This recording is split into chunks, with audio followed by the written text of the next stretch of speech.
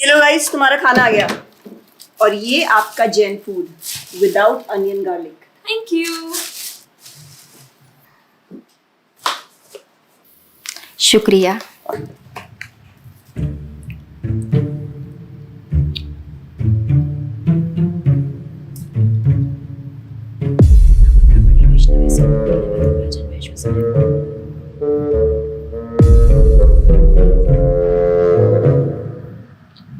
Sorry guys, मुझे नहीं पता था कि तुम लोगों में ऐसा कुछ रिचुअल होता है। हाँ, प्रे तो करना चाहिए। हम हमेशा खाने से पहले अल्लाह ताला से प्रे करते हैं। यस, रिचुअल नहीं स्पिरिचुअल। हम ही पहले भगवान को भोग ऑफर करते हैं और उसके बाद प्रे करके खाते हैं। लेकिन तुम्हारा भगवान यहाँ आके कैसे खा सकता है? जैसे वो तुम्हारी दुआ कानों से सुन सकता है, वो वैसे ही यहाँ पर आके खा भी सकता है। भगवान का फॉर्म पर्सनल है। अगर वो कानों से सुन सकते हैं तो मुंह से आके खा भी सकते हैं। उनके कान और मुंह दोनों है। शालिनी, तुम प्रे नहीं करती खाना खाने से पहले? नहीं, लेकिन मेरे चाचा ने एक बार कहा था कि हमको वो गॉड ऑफ फूड को और फार्मर्स को थैंक यू बोलना चाहिए। You mean Annapurna Devi? What? God of food. Yes, हमें उन्हें थैंक करना चाहिए और साथ में फार्मर्स को भी। But I believe in watering the roots. देखो, हम हमेशा क्रिएशन को तो अप्रिशिएट करते ही हैं, लेकिन हम क्रिएटर को ना अप्रिशिएट करना भूल जाते हैं। अभी सोचो, पानी ना हो, हवा ना हो, उपजाऊ मिट्टी या धरती माँ ना हो, तो फार्मर क्या कर लेगा? So I believe that we should be thanking the creator, the lord who is providing us with all the basic necessities. Point. अब तुम किस किस को थैंक करेगा? वैसे भी तुम्हारे 33 करोड़ तो देवी देवता है। बताओ, किस किस को थैंक करेगा तुम? और शालिनी, तुम बताओ, तुम किस गॉड को मानता है? मैं ऐसे किसी गॉड को नहीं मानती, लेकिन I think Shiva is a big god. See, I am very sorry, but आपने अपने वो बड़े भगवान का स्टोरी तो सुना होगा ना, जहाँ वो अपनी मरी हुई वाइफ को शोल्डर पर लेकर पूरे इंडिया का चक्कर लगा रहा है। अब तुम मुझे बताओ, जो गॉड अपनी वाइफ के मरने पे ऐसे कॉमन मैन की तरह रोता है, वो गॉड हो सकता है क्या? अच्छा, maybe I don't know much about this story, but he is very famous and north में तो राम जी भी बहुत फेमस है ना।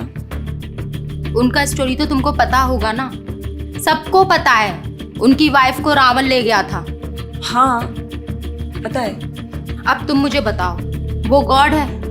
वो अपनी वाइफ को भी अकेला नहीं बचा के ला सकता।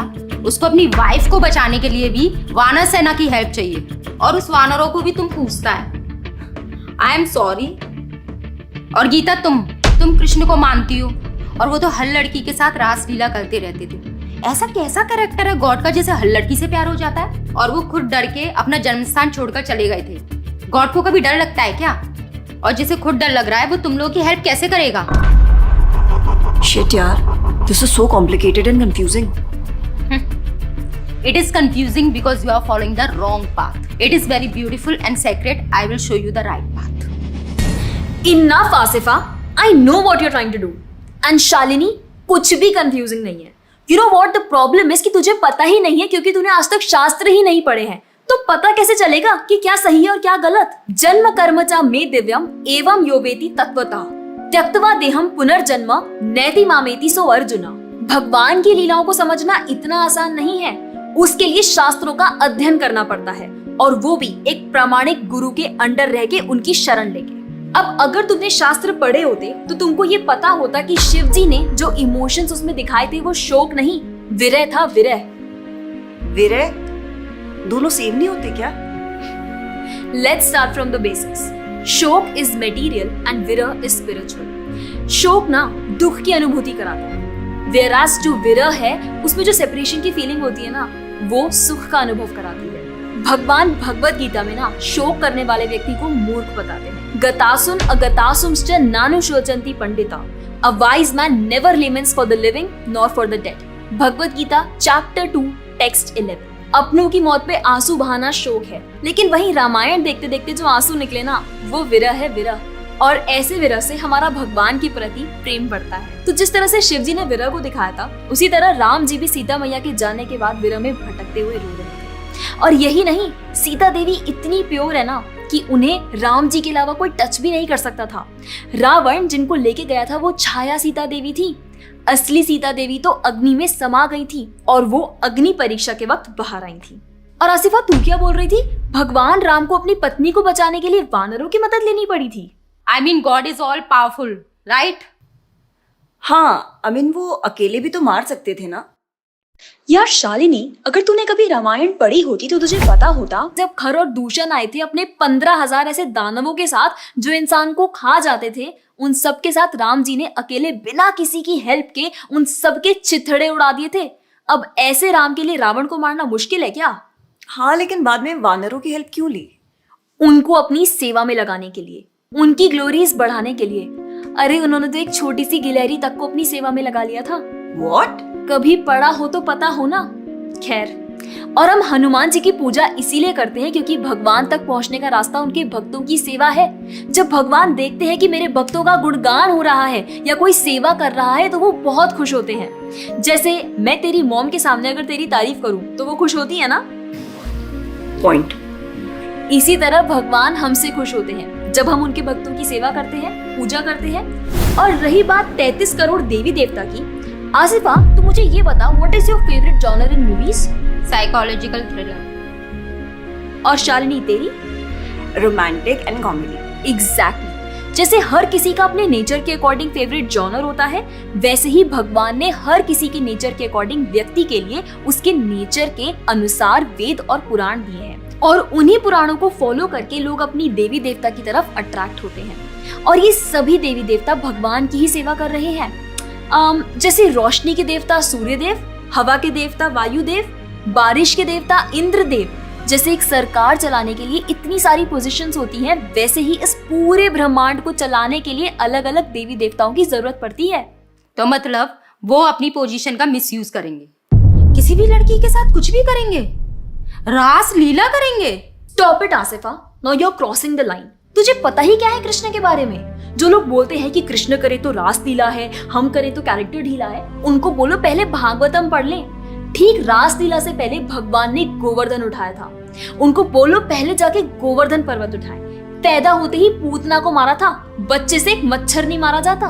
When he was crawling, मुख में ब्रह्मांड दिखा दिया था। तू अपने मुंह में अपना ये हॉस्टल ही दिखा दे Asifa.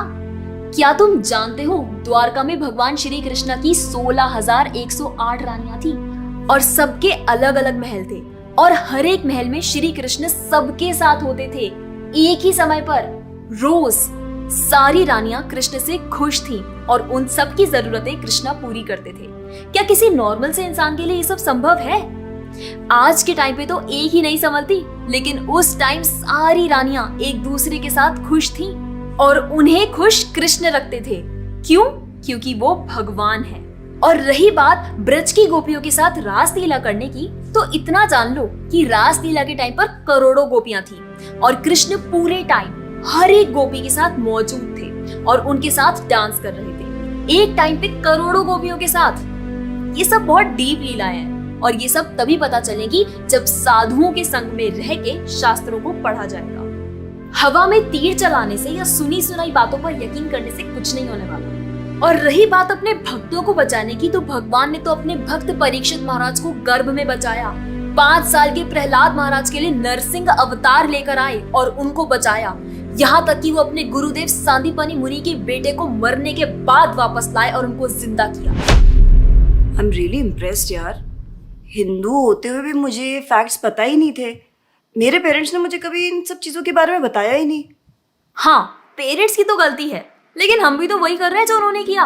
We are not learning about our culture, not reading Ramayan, Mahabharat और भगवत गीता। आजकल तो ये सब कुछ रीड करना बहुत इजी भी है and everything is available on our phones.